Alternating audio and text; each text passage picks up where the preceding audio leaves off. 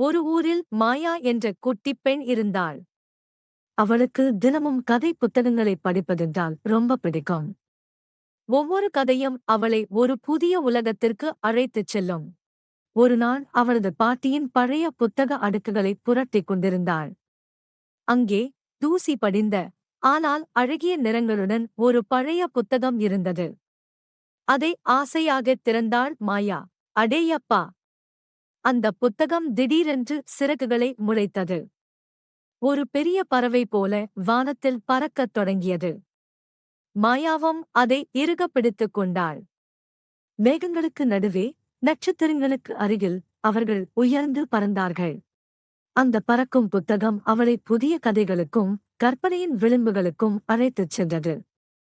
குழந்தைகளே, நம் கையில் இருக்கும் ஒவ்வொரு புத்தகமும் இப்படி ஒரு மாயாஜால பயணம்தான். வாசிப்போம், வானம் வரை பறப்போம்.